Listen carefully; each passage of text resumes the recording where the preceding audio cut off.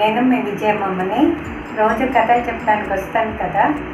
నిన్న మీకు ప్రహ్లాదుడు పుట్టింది, ఆయన విష్ణు భక్తుడు ఎట్లా అయింది అవన్నీ చెప్పాను కదా. ఇప్పుడు ఈయన హిరణ్యకశిపుడు ప్రహ్లాదుని స్కూలుకు పంపిస్తాడనమాట. అంటే గురుకులం, గురువు గారు అప్పట్లో అంతా రాజు పిల్లలు గురుకులానికి పంపించేస్తారు. అంటే గురువు గారి దగ్గరికి పంపించేస్తారు. వాళ్ళకి చదువంతా అయిన తర్వాత అప్పుడు తీసుకొని వస్తారు. అంటే అప్పటి వరకు అక్కడే ఉండాలన్నమాట వాళ్ళు అందరి పిల్లలతో కలిసి. ఇట్లాగ రోజు స్కూల్కి వెళ్ళడం రావటం అవన్నీ ఉండవు. సరే, వెళ్ళిపోయిన తర్వాత కొద్ది రోజులు అక్కడ అందరూ గురువు గారు అన్ని పాఠాలు చెప్తారు కదా, వేదాలు పాఠాలు అన్ని పాఠాలు చెప్తారు. కానీ వాళ్ళ దేవుళ్ళ గురించి చెప్పకూడదు. దేవుడు ఎవరు అంటే హిరణ్యకశిపుడు అనే చెప్పాలి, కానీ ఇంకా వేరే ఏ దేవతల పేరు చెప్పకూడదు అనమాట. అది చేస్తుంటే ఈయన గురువు గారు బయటికి వెళ్తారు కదా, అప్పుడు పిల్లలందరూ కలిసి ఆడుకునేటప్పుడు పిల్లలందరికీ నారాయణ మంత్రం నేర్పించేస్తారు. నారాయణ మంత్రం, నారాయణ భజనం అని చెప్పి ఎప్పుడు అదే చెప్తూ ఉంటాడు అనమాట. చెప్తుంటే గురువుగారు వచ్చేటప్పటికి మళ్ళీ అందరు గమ్మనకు వచ్చేది ఉంటారు. కొద్ది రోజులు అయిపోయిన తర్వాత హిరణ్యకశిపుడు బేబీని తీసుకొని రమ్మంటాడు. ప్రహ్లాదుని తీసుకురండి అని చెప్పి ఒళ్ళో కూర్చోబెట్టుకొని, నాయన నువ్వు ఇన్ని రోజులు గురుకులంలో ఏం చదువుకున్నావో, మీ గురువు గారు ఏం నేర్పించారు అంటే నారాయణుడు గురించి చెప్తాడనమాట. శ్రీహరి ఎంత గొప్పవాడు, ఇంకా చదువుకోవడానికి ఏముంది, చదువైనా ఏదైనా కూడా నారాయణుడే అని నారాయణ మంత్రం చెప్తూ ఉంటాడు. హిరణ్యకశిపుడికి కోపం వచ్చేస్తుంది. ఇదేంట్రా, అసలు నా రాజ్యంలో ఒక్కళ్ళు కూడా నారాయణ మంత్రం కానీ హరినామ స్మరణ కానీ ఎవ్వరూ చేయకూడదని శాసనం పెట్టాను. గురువు గారులకు కూడా చెప్పి పంపించాను. గురువులైనా సరే ఎవరైనా సరే నా శాసనం పాటించాల్సిందే.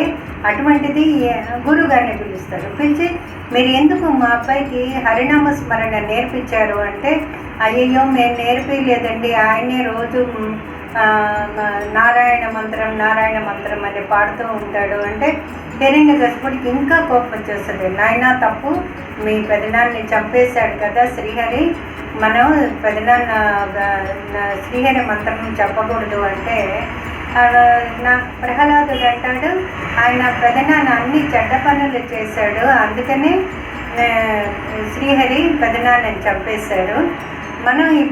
మనం మంచిగా ఉంటాము, అందుకనే మనల్ని శ్రీహరి ఏం చేయడు, శ్రీహరే అందరినీ కాపాడేది. అందువల్ల మనం ఎప్పుడు శ్రీహరి నామస్మరణే చేస్తామంటే ఇంకా కోపం ఎక్కువైపోతుంది. హిరణ్యకశిపుడికి కోపం అయిపోయింది. ఇది ఎంత చెప్పినా వినటం లేదు, మీరు పాముల దగ్గర తీసుకెళ్ళి భయపెట్టండి అంటారు. సరే, పెద్ద పెద్ద విష సర్పాలు అనమాట, పెద్ద విష సర్పాలు. ఆ విష సర్పాలు దగ్గరికి తీసుకెళ్ళి వాటిల్ని మెడలో అంతా వేస్తారు. మెడలో వేస్తే ఈ ప్రహ్లాదుడు నారాయణ మంత్రం శ్రీమన్నారాయణ భజనం అని చెప్పి అనేటప్పటికీ ఆ పెద్ద పెద్ద విష సర్పాలన్నీ పూలమాలలైపోతాయి. పూలమాలలైపోయి వాళ్ళు ఆ పాములతోనే బతుకుతారు. పాములతో నుంచి విషం తీసి ఆ విషాన్ని మందుల కోసం డాక్టర్లకి అమ్మి అట్లా అంతా చేసి వాళ్ళు ఆ పాముల మీద బతుకుతారు. అయ్యో మా పాములన్నీ పూలమాలలైపోయినాయి అని వాళ్ళు చాలా బాధపడిపోతారు అనమాట. బాధపడిపోయి ఈ ప్రహ్లాదుడికి దండం పెట్టి, ఇంకా మా పాములు మాకు ఇచ్చేయనైనా, నీ జోలికి మేము రాము అని చెప్పగానే శ్రీహరికి చెప్తాడు. వాళ్ళ పాములు వాళ్ళకి వచ్చేస్తాయి. ఈయన్ని తీసుకెళ్ళిపోయి ఇంట్లో వదిలేస్తారు. ఏ పాములతో తీసుకెళ్తే పాములే పూలమాలలైపోయినాయి అని. అప్పుడు ఇంకా కోపం వచ్చి పెద్ద పెద్ద ఏనుగులతో తొక్కిచ్చేసేయండి, కాలుతో ఎంతెంత పెద్ద ఏనుగుల్ని తీసుకొచ్చి కాలుతో తొక్కిచ్చేయండి అని చెప్పి. అప్పుడు అంటే భయపడిపోయి శ్రీహరి నామం మానేస్తాడు, వాళ్ళ నాన్ననే దేవుడు అని ఒప్పుకుంటాడు అని హిరణ్యకశిపుడి ఆశ. అక్కడ వెళ్ళిన తర్వాత ఏనుగులో తొక్కవు కదా, ఇంకా ఆయనకి తొండంతో దండం పెట్టి కింకారం చేసి ఆయన్ని పైన ఎక్కించుకొని ఊరంతా తిప్పుతాయి. అప్పుడు ఆ మావటి వాళ్ళు ఏం చేస్తారు, ఏనుగుల్ని కాపలా కాసే వాళ్ళని మావటి వాళ్ళు అంటారు. ఆ మావటి వాళ్ళు అయ్యా ఏనుగుల వల్ల ఏం కాలేదు, ఈ బిడ్డ హరినామ స్మరణే చెప్తున్నాడు అని అంటే, సరే కొండల మీద నుంచి లోయలో పడేయండి అంటారు. కొండల మీద నుంచి తీసుకొచ్చి అయ్యా నువ్వు అంటే ఒక్కసారి మీ నానే దేవుడు అని చెప్పు అంటే, నేను ఎందుకు చెప్తాను, నేను హరినామ స్మరణే చేస్తాను, మీరు నన్ను తోసేయండి ఇక్కడి నుంచి, నాకేం పర్వాలేదు, నాకేం కాదు అంటారు. చిన్న బేబీ 5 years ఉంటాయి, అప్పటికే అంత కాన్ఫిడెన్స్ దేవుడి మీద. తోసేస్తారు పైనుంచి. తోసేస్తే విష్ణుమూర్తి అని ఇట్లా చంటి బిడ్డలాగా చేతుల్లో పట్టుకొని పైకి తీసుకొచ్చి మళ్ళీ పైన వదిలేసి వెళ్ళిపోతారు. అక్కడ ఉండే వాళ్ళందరికీ ఆశ్చర్యం అయిపోతుంది. అయ్యో లోయలో పడేస్తే కూడా తీసుకొచ్చి మళ్ళీ పైకి వచ్చేసాడు కదా అనుకొని వాళ్ళు మళ్ళీ పోయి చెప్తారనమాట. చెప్తే వాళ్ళు సరే ఈసారి హోలిక అని ఆయనకు చెల్లెలు ఉంటుంది. హిరణ్యకశిపుడికి ఒక చెల్లెలు హోలిక.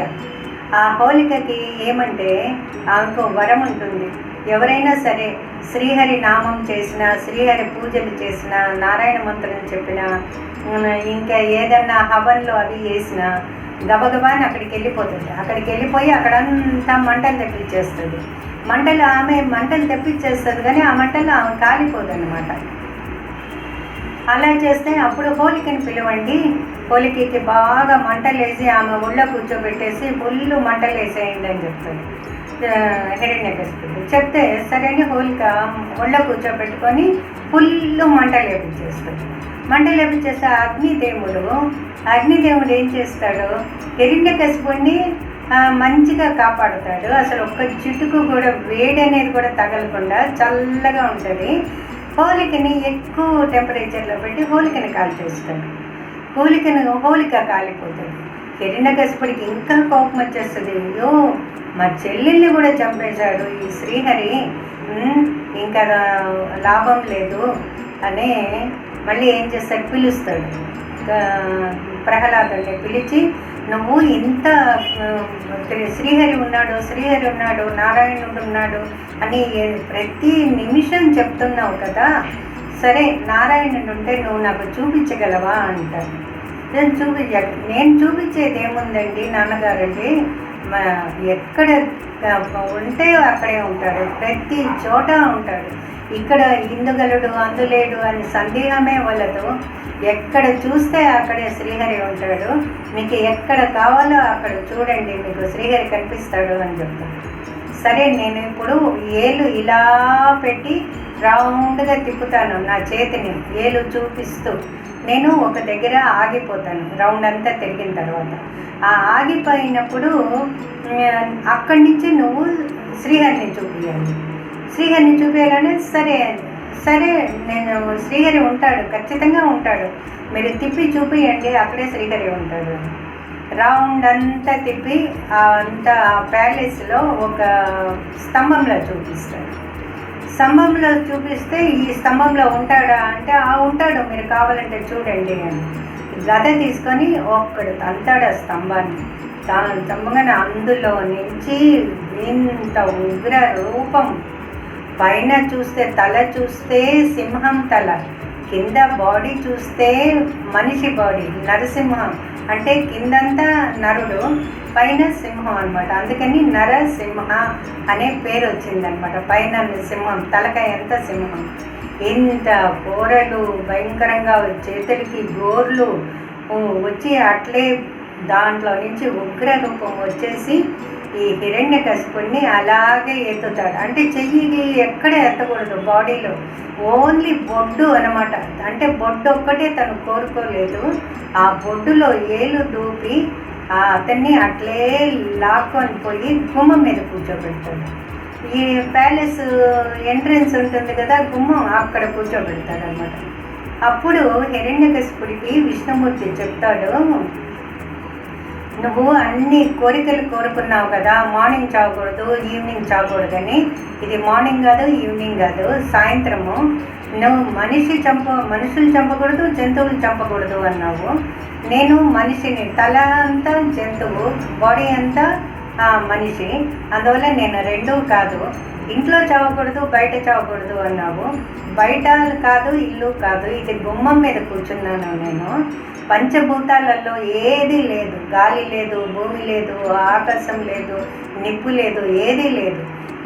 నేను ప్లెయిన్ అంతే, గుమ్మం మీద గాలిలో నా ఒళ్ళో కూర్చోబెట్టుకున్నాను అని చెప్పి ఆ బొడ్డులో ఏలు పెట్టి, పైన కాదు కింద కాదు, నీ పై బాడీ చంపకూడదు అన్నావు, కింద బాడీ చంపకూడదు అన్నా. అందుకని నేను సెంటర్ ఆఫ్ ది బాడీ బొడ్డులో ఏలు పెట్టి అట్లే 2 ముక్కలుగా చీల్చేసి ఆ రక్తం అంతా ఒళ్ళంతా పూసుకొని ఆయన అంతా ఉగ్ర రూపం అయిపోతాడనమాట. మామూలుగా నేను నరసింహస్వామి చాలా ఉగ్ర రూపం. హిరణ్యకశిపుడు చచ్చిపోతాడు. చచ్చిపోయిన తర్వాత ప్రహ్లాదుని ఆ ఉగ్ర రూపం చూసి దేవతలు అందరూ భయపడిపోతారు. లక్ష్మీదేవి కూడా భయపడిపోయిన తర్వాత అప్పుడు అందరూ ఏం చేస్తారంటే ఈ ప్రహ్లాదునే కోరుకుంటారు.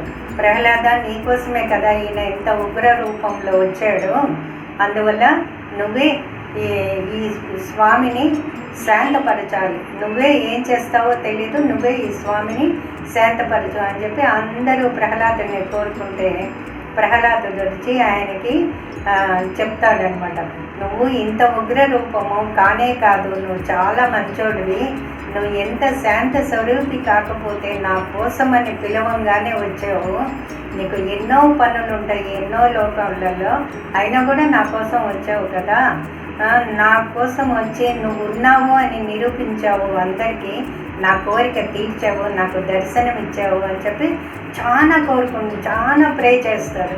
చాలా ప్రే చేయగానే అప్పుడు విష్ణుమూర్తి శాంతం అయిపోతాడనమాట. శాంత స్వరూపి అయిపోయి నీకు ఏం వరం కావాలో కోరుకో అని అడుగుతాడు ప్రహ్లాదుని. నాకు ఏ వరం వద్దు, నాకు ఎప్పటికీ నేను నీ నామస్మరణే చేస్తూ ఉండాలి, నీ దయ నా మీద ఉంటే అంతే చాలు, నాకు ఇంకేమొద్దు అని కోరుకుంటాడు. నువ్వు ఇంత నిస్వార్థంగా ఉన్నావు కదా, నీ భక్తికి నేను మెచ్చుకుంటున్నాను.